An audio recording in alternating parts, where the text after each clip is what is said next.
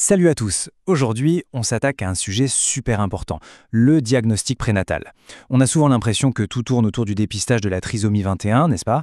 Eh bien, on va voir ensemble que c'est juste la partie émergée de l'iceberg. C'est en fait une boîte à outils beaucoup plus vaste. Allez, on y va. Alors, voilà comment on va procéder. D'abord, on va se poser la question simple. À quoi ça sert le diagnostic prénatal? Ensuite, on zoome sur le cas que tout le monde connaît, la trisomie 21, et surtout son arbre décisionnel. Après, on regardera les outils, le fameux DPNI et les examens invasifs, et enfin, on répondra à la grande question, est-ce que ça ne sert qu'à la trisomie 21? C'est le cœur de notre sujet aujourd'hui. Ok, on attaque avec la première partie, les objectifs. Parce que avant de parler technique, de tests, de chiffres, il faut vraiment comprendre le pourquoi. Le but, ce n'est pas juste de faire des examens. C'est avant tout une question d'information, de clarté et de choix pour les futurs parents. Alors, pour faire simple, le diagnostic prénatal, c'est quoi? C'est l'ensemble des examens qu'on peut faire pendant la grossesse pour chercher des affections, des maladies si on veut, qui sont particulièrement graves et surtout qu'on ne peut pas guérir à l'heure actuelle. L'idée, c'est vraiment d'anticiper pour savoir ce qui se passe. Et les bouts, ils sont vraiment variés. D'un côté, ça peut être pour informer des parents qui ont un risque particulier. D'un autre côté, ça peut être tout le contraire, rassurer quand on écarte une anomalie. Ça permet aussi, si c'est le choix des parents, d'envisager une interruption médicale de grossesse. Ou alors, ça peut être pour se préparer au mieux, pour organiser l'accueil d'un enfant qui aura des besoins spécifiques, un handicap. C'est vraiment une question d'option. Bon, maintenant qu'on a posé les bases, on va parler du cas le plus célèbre, celui qui est un peu la porte d'entrée de tout ce système, le dépistage de la trisomie 21. Et tout commence par un calcul de risque.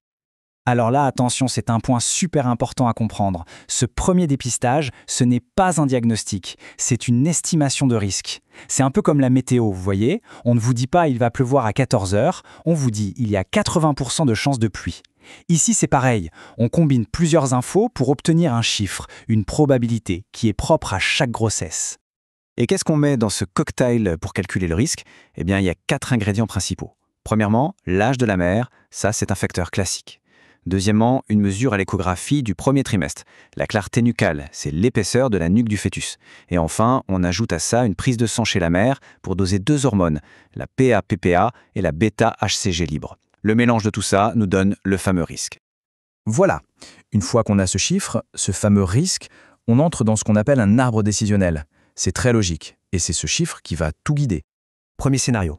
Le risque est calculé comme étant supérieur à 1 sur 51. Là, on est dans la zone à risque élevé. Et quand le risque est si haut, une simple probabilité, ça ne suffit plus. Il faut savoir. Donc on propose directement de passer à l'étape supérieure, un examen de diagnostic, un examen invasif comme l'amniosynthèse. Le but, c'est d'aller chercher des cellules du fœtus pour analyser ses chromosomes et avoir une réponse claire, un oui ou un non. Deuxième cas, c'est d'ailleurs le plus fréquent, le risque se situe dans une fourchette intermédiaire entre 1 sur 51 et 1 sur 1000. Là, on ne va pas directement à l'amnion. On propose une étape intermédiaire, un test génial qui s'appelle le DPNI. C'est le dépistage prénatal non invasif, c'est juste une prise de sang chez la mère. Et c'est assez fou, mais dans ce sang, on arrive à trouver et à analyser de petits morceaux d'ADN du fœtus.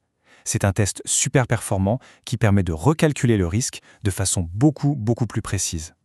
Et enfin, le troisième cas, le plus rassurant. Le risque est inférieur à 1 sur 1000.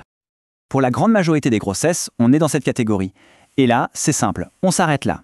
Le risque est considéré comme faible et on continue simplement le suivi normal de la grossesse avec les échographies habituelles. Fin de l'histoire pour le dépistage.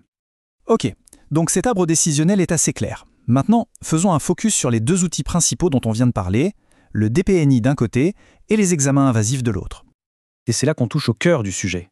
Parce qu'il y a une idée reçue, une idée qui a la vie dure, même chez les étudiants en médecine parfois, c'est que ces tests, DPNI, amniosynthèse, tout ça, ça ne servirait qu'à la trisomie 21. Alors, est-ce que c'est vrai? La réponse va peut-être vous surprendre. Pour bien comprendre, il faut voir la différence de nature entre les deux. D'un côté, on a le DPNI. C'est un super dépistage. Il est non invasif, donc aucun risque pour le bébé, c'est juste une prise de sang. Mais, et c'est crucial, il donne un résultat en termes de probabilité, risque élevé ou risque faible. De l'autre côté, on a les diagnostics invasifs. Eux, ils donnent une certitude. C'est un diagnostic, une réponse par oui ou par non. Mais il y a un petit risque de fausse couche associé. On a donc bien d'un côté la probabilité sans risque et de l'autre la certitude avec un risque minime. 2 outils, 2 objectifs. Et c'est maintenant qu'on va déconstruire cette fameuse idée reçue. On va voir que la trisomie 21, finalement, c'est juste une des nombreuses raisons pour lesquelles on utilise ces outils. Le paysage est bien plus vaste. Alors, est-ce que ces tests ne servent qu'à la T21? La réponse est un grand non. Et ce ne sont pas des paroles en l'air, c'est écrit noir sur blanc dans les recommandations officielles. Il y a toute une liste d'indications pour faire ces tests qui n'ont rien, mais alors rien à voir avec le calcul de risque de la trisomie 21 dont on a parlé avant. Prenons quelques exemples concrets. Imaginez un couple qui a déjà eu un enfant avec une trisomie 13, 18 ou 21. Pour la grossesse suivante, on ne refait pas tout le calcul de risque, non, on leur propose directement un DPNI. Autre cas, un des parents est lui-même porteur d'une anomalie chromosomique. Là, on passe directement à la case diagnostic invasif. Encore un autre exemple, il y a une maladie génétique connue dans la famille comme la mucoviscidose. Hop, diagnostic invasif ciblé. Et enfin, un cas très fréquent, on découvre une anomalie, une malformation, à l'échographie. Là aussi, on va directement au diagnostic invasif. Voyez, dans tous ces scénarios, on ne parle même pas du dépistage de la T21. C'est la situation clinique qui décide de tout. Donc le message à retenir, c'est celui-là. Il faut voir le dépistage de la trisomie 21 comme la porte d'entrée principale d'un grand bâtiment. C'est par là que la plupart des gens passent. Mais une fois à l'intérieur, il y a plein d'autres pièces, plein d'autres couloirs. Et ce n'est pas la porte d'entrée qui décide où on va, c'est l'indication. C'est la situation clinique précise qui est le vrai guide et qui nous dit quel outil utiliser. Et on va terminer avec une question pour réfléchir, une question qui nous projette vers le futur. Parce que nos technologies sont de plus en plus dingues. On peut lire de plus en plus de choses dans l'ADN fœtal, donc la question, ce n'est plus tellement qu'est-ce qu'on peut savoir, la vraie question de demain, c'est comment on gère toute cette information. Comment on fait pour équilibrer cette puissance incroyable avec le choix parfois vertigineux que ça représente pour les futurs parents. C'est un vrai défi de société.